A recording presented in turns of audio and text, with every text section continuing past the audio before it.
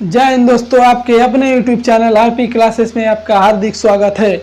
आज हम भारत के वायसराय के बारे में बात करेंगे, जो है कि इसके पिछले वाले वीडियो में हमने आपको लॉर्ड डलहौजी तक जो है कि लॉर्ड डलहौजी के बारे में बता दिया था। आज हम जो है कि 1856 तक तो जो है कि भारत का गवर्नर जनरल कहा जाने लगा, फिर उसके कहा जाता था। उसके बाद जो है कि 1856 के बाद 1857 से 1947 तक 15 अगस्त 1947 तक भारत का जो है वायसराय कहा जाता था। अब आज हम दो और वायसराय जो है कि लॉर्ड कैनिंग और उसके बाद जो आते हैं उनके बारे में बात करेंगे। वायसराय इसके पिछले वाले वीडियो में हमने आपको लॉर्ड डलहौजी के बारे में बताया ही था। तो आज हम बात करेंगे लॉर्ड कैनिंग, भारत के पहले वायसराय। इसमें 3-4 क्वेश्चन बन जाएंगे। भारत के पहले गवर्नर जनरल तो लॉर्ड विलियम बेंटिक। अगर पूछेगा कि भारत के पहले गवर्नर जनरल तो लॉर्ड विलियम बेंटिक। बंगाल के पहले गवर्नर जनरल तो वारेन हेस्टिंग्स। बंगाल के पहले गवर्नर जनरल वारेन हेस्टिंग्स। और बंगाल के पहले गवर्नर रॉबर्ट क्लाइव। ठीक है, इसमें कन्फ्यूजन नहीं होगा, नहीं आप लोग कन्फ्यूजन में नहीं आइएगा। ठीक है, क्योंकि जो है कि इसमें पूछेगा, अगर मान लीजिए पूछ देगा कि बंगाल के पहले गवर्नर कौन है, रॉबर्ट क्लाइव। भारत के पहले governor general lord William Bentinck.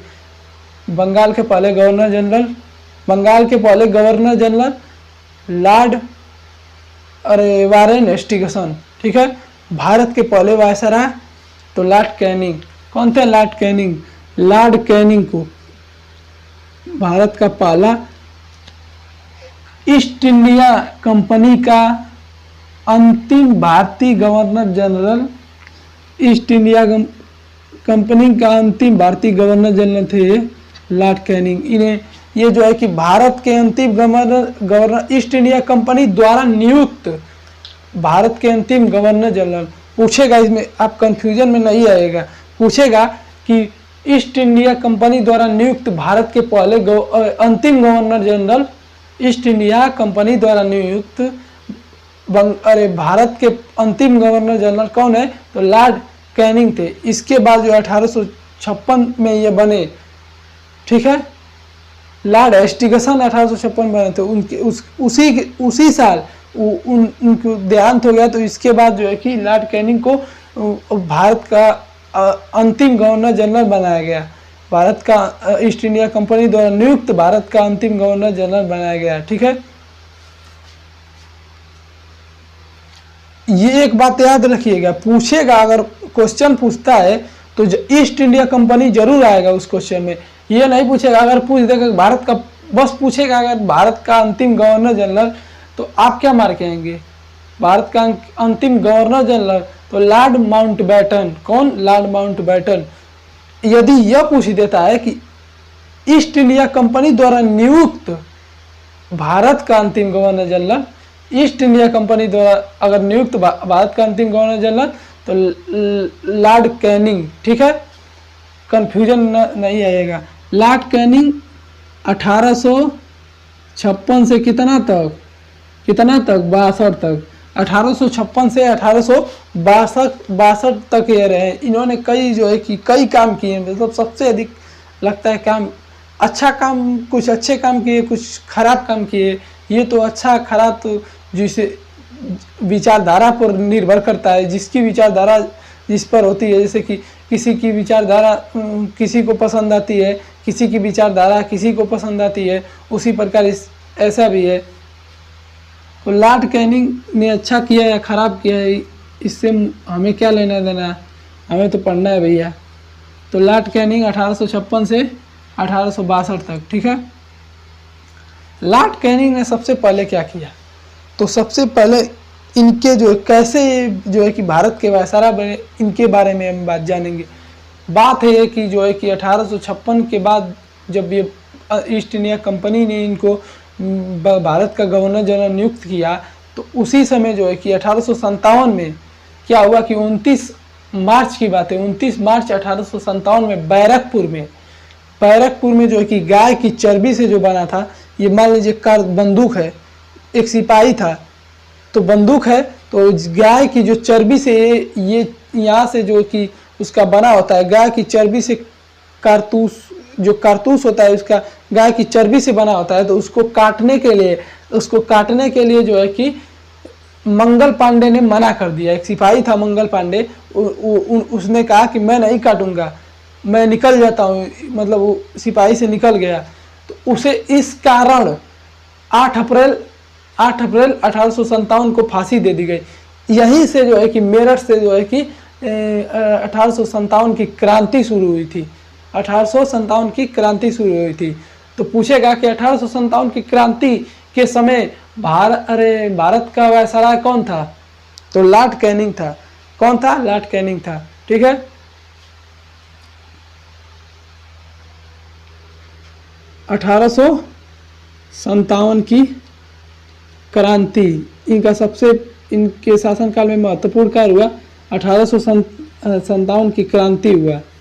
इसका नेतृत्व किसने किया था? तो मंगल पांडे मुख्य थे। मंगल पांडे को ही फांसी दे दिया गया था। मंगल पांडे को ही फांसी दे दिया गया था। अब इसके बारे में हम अब जो कि गवर्नर जो कि ये वैसरा है, इनके बारे में जानिए, उसके बारे में अलग से हम पढ़ाएंगे। विद्रोह जो जितना है कि जो कि अलग से पढ़ाएंगे, इसके बारे में अलग से। ठीक है। 1857 की क्रांति मंगल पांडे मेरठ से हुई थी, बैरकपुर से 29 मार्च 1857। ठीक है। तो सबसे पहले इनके शासनकाल में क्या हुआ? 1857 की क्रांति हुई। क्या हुई? 1857 की क्रांति। 1857 की क्रांति के ही कारण क्या किया गया कि ईस्ट इंडिया कंपनी के जो है भारत का पूरा जो है सिस्टम, शासन कर सकते हैं, भारत का शासन ईस्ट इंडिया कंपनी के हाथों से, ईस्ट इंडिया कंपनी से हाथों से छीनकर किसके हाथों में दे दी गई? ब्रिटिश सरकार के हाथों में, मतलब जो ये ब्रिटेन था उसके हाथों में दे दिया गया। अब भारत क्या हो गया? जैसे कि भारत तो जो है कि उसमें वो हो गया, कॉलोनी हो गया, एक समझे कॉलोनी हो गया। ठीक है। इनका ब्रिटिश सरकार के हाथों में दे दिया गया। तो ब्रिटिश सरकार ने क्या किया? वायसराय का पद लाया।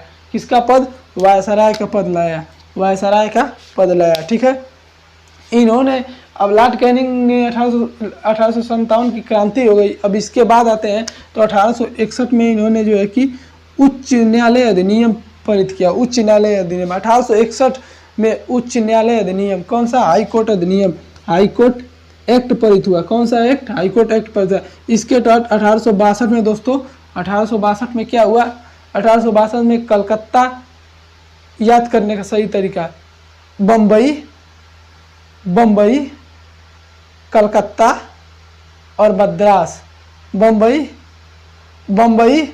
कलकत्ता, मद्रास। बम्बई, कलकत्ता, मद्रास 3 उच्च न्यायालय की स्थापना हुई। कहाँ पर? बी से बम्बई, के से कलकत्ता और एम से मद्रास। बम्बई, कलकत्ता, मद्रास की उच्च न्यायालय की स्थापना की गई। इसके तहत जो है कि बम्बई क्या है जानते हैं कि महाराष्ट्र में, कोलकाता क्या है आप जानते हैं पश्चिम बंगाल में। मद्रास कहाँ है? मद्रास जो है तमिलनाडु का पूर्व नाम है मद्रास। तो मद्रास में ये हुई। ठीक है। 3 उच्च न्यायालय की स्थापना हुई। बॉम्बे, कलकत्ता और मुंबई 3 उच्च न्यायालय की स्थापना हुई। तो भारत में उच्च न्यायालय अधिनियम किसके शासनकाल में लाया गया था? लॉर्ड कैनिंग के शासनकाल में। 1862 में बम्बई, कलकत्ता, मद्रास हो गया। मुंबई, कलकत्ता, मद्रास 3 उच्च न्यायालय की स्थापना हो गया। अब इसके बाद कौन आ जाते हैं? इसके बाद जो है कि कौन? इसके बाद तो एक आते हैं, तो उनका जो है कि याद करने का जो है कि अत्यधिक आवश्यकता नहीं है। अब इसके बाद ले लीजिए आप लॉर्ड मेयो का, जो कि 1869 से 1872, 1856 से 62 रह गया, 8 साल छोड़ दीजिए इसमें, 7 साल छोड़िए, 1869 से 1872 लॉर्ड मेयो के बारे में बात करेंगे। हमको उनके शासनकाल में 3 महत्वपूर्ण कार्य हुए, उसके बारे में बात करेंगे। लॉर्ड मेयो जो है 1869 से 1872 में इनके शासनकाल में 3 महत्वपूर्ण, इन्होंने एक कृषि विभाग की स्थापना की, एक मेयो कॉलेज कृषि विभाग में कलकत्ता में मेयो कॉलेज की स्थापना की और कृषि विभाग की स्थापना की, और जो है कि भारत में पहली बार जनगणना करवाई। किसने करवाई थी? तो लॉर्ड मेयो के शासनकाल में हुआ था। क्या क्या हुआ था? पहला कृषि विभाग, किसका? कृषि विभाग की स्थापना। दूसरा और तीसरा, दूसरा जो है पहला कृषि विभाग, दूसरा जो है मेयो कॉलेज। मेयो कॉलेज कहाँ पर की? कलकत्ता में, शायद कलकत्ता में है कि, कंफर्म नहीं है, मतलब कलकत्ता में ही शायद की। भाई हम भी इंसान है, भूल जाएंगे, ऐसी बात नहीं है। 1872 में की, ठीक है, मशीन तो है नहीं। Mayo college. और उसके बाद तीसरा सबसे महत्वपूर्ण का जनगणना करवाया। जनगणना लिख लिया 1872। पूछेगा, क्वेश्चन पूछेगा कि मेयो कॉलेज की स्थापना किसने की? मेयो कॉलेज की स्थापना तो बहुत ही आप इसको आप कर देंगे। मेयो तो लॉर्ड मेयो ने की। मेयो है तो लॉर्ड मेयो ने की। कहाँ की? कलकत्ता में। और कृषि विभाग की स्थापना जो है मेयो ने की, ठीक है, लॉर्ड मेयो ने। जनगणना, भारत में पहली बार अव्यवस्थित रूप से जनगणना। अव्यवस्थित रूप से जनगणना, व्यवस्थित का मतलब होता है कि बढ़िया से, जो है कि बढ़िया से, जैसे एकदम व्यवस्थित ढंग से। तो व्यवस्थित ढंग से नहीं होती, अव्यवस्थित ले सकते हैं। अव्यवस्थित रूप से भारत में पहली बार जनगणना किसके शासनकाल में हुई थी? किस वायसराय के शासनकाल में हुई थी? तो लॉर्ड मेयो के शासनकाल में हुई थी। कब? 1872 में दोस्तों, 1872 में। तो भारत में पहली बार जनगणना 1872, अव्यवस्थित रूप से, ठीक है, अव्यवस्थित रूप से। यदि ये मेरा दोस्तों अब 2 और हो गए, वायसराय हो गया। अब इसके बाद जो बात करेंगे, इसके आगे जो है कि लॉर्ड कर्जन की बात करेंगे। लॉर्ड कर्जन की बात करेंगे। लॉर्ड कर्जन, अब बात करेंगे दोस्तों लॉर्ड कर्जन। इसके बाद लॉर्ड कर्जन नहीं, लॉर्ड डफरिन, और उसके बाद लॉर्ड कर्जन के बारे में अगले वीडियो में बात करेंगे। यदि यह मेरा वीडियो आपको अच्छा लगा है दोस्तों, कुछ भी आपको ज्ञान मिला हो या कुछ भी आपको पाने को मिला हो, तो इस चैनल को सब्सक्राइब कीजिए, लाइक कीजिए और ज़्यादा से ज़्यादा शेयर कीजिए दोस्तों। जय हिंद दोस्तों।